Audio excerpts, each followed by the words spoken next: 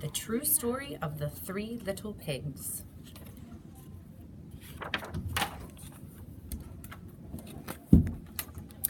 Everyone knows the story of the three little pigs, or at least they think they do.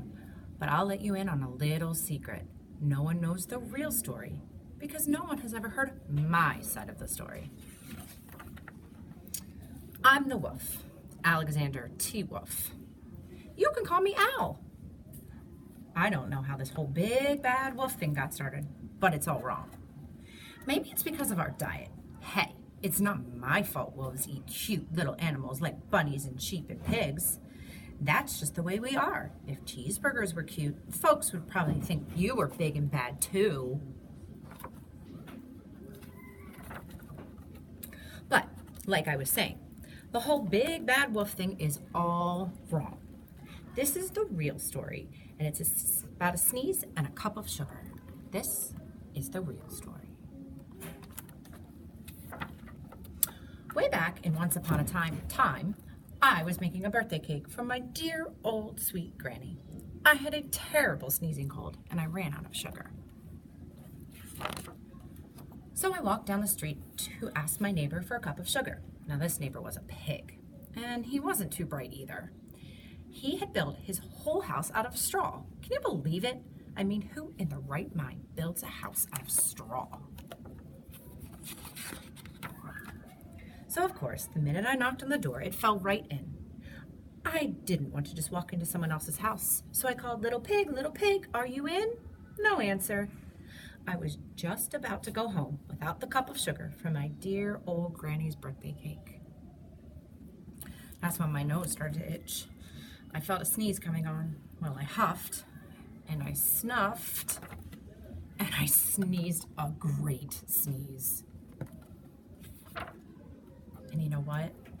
The whole darn straw house fell down, and right in the middle of the pile of straw was the first little pig, dead as a doornail. He had been home the whole time. It seemed like a shame to leave a perfectly good ham dinner laying there in the straw, so I ate it up. Think of it as a big cheeseburger just lying there. I was feeling a little better, but I still didn't have my cup of sugar, so I went to the next door neighbor's house. This neighbor was the first little pig's brother.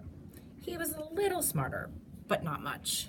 He had built his house out of sticks. I was ringing the bell on the stick house. Nobody answered.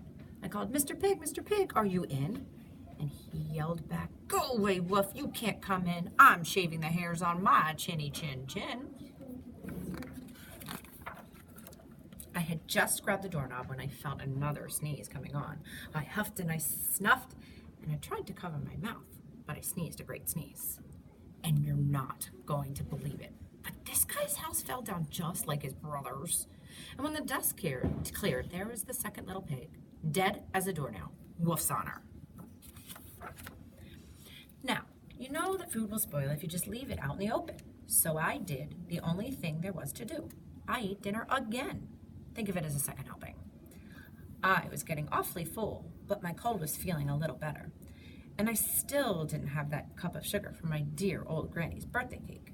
So I went to the next house. This guy was the first and second little pig's brother, and he must have been the brains of the family. He had built his house from bricks. I knocked on the brick house. No answer.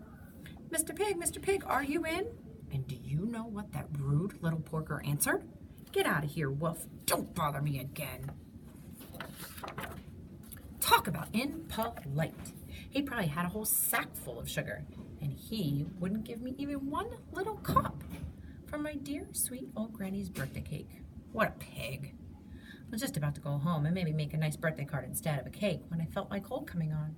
I huffed and I snuffed and I sneezed once again. Then the third little pig yelled, and your old granny can sit on a pin. Now, I'm usually a pretty calm fella, but when someone talks about my granny like that, I go a little crazy. So when the cops drove up, of course I was trying to break down the pig's door. And the whole time I was huffing and snuffing and sneezing and making a real scene. The rest, as they say, is history. The news reporters found out about the two pigs I had had for dinner. They figured a sick guy going to borrow a cup of sugar didn't sound very exciting. So they jazzed up the story with all of that huff and puff and blow your house down. And they made me the big bad wolf. That's it. The real story. I was framed. But maybe you could loan me a cup of sugar?